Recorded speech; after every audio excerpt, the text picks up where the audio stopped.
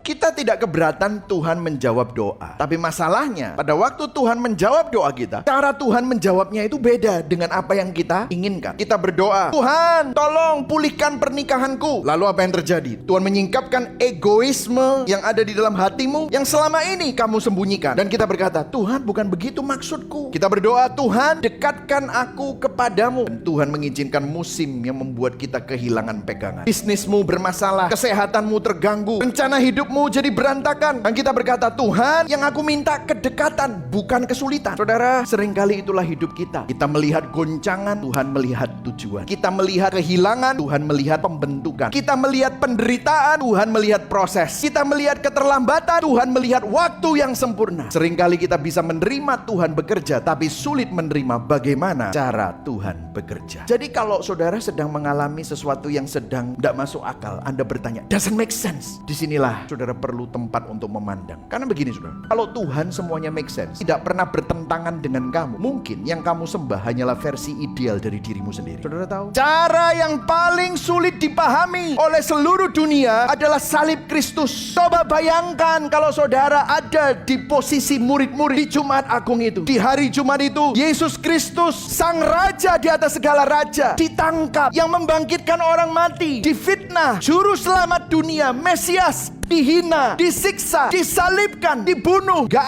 ada satu orang pun hari itu yang applause. Luar biasa Tuhan, rencanamu sedang berjalan sempurna. Gak ada. Semua orang nangis, semua orang hancur, semua orang bingung. This doesn't make sense. Murid-murid berpikir semuanya hancur, harapan mereka selesai, impian mereka mati, masa depan mereka runtuh. Gak ada satu orang pun yang melihat salib dan berkata, ini kemenangan. Gak ada.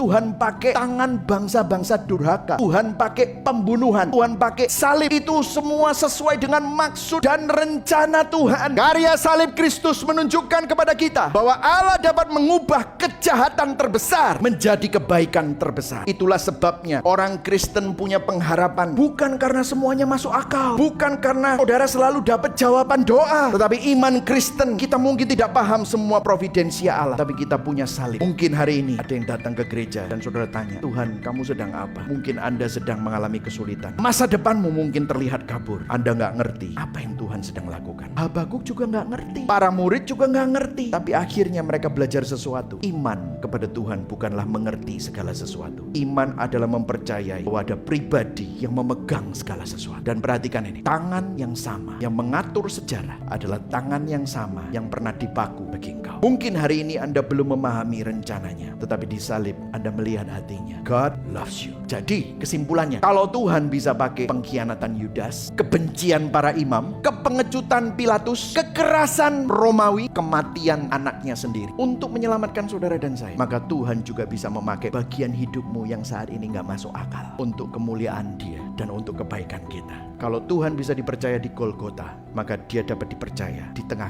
kebingungan hidup yang sekarang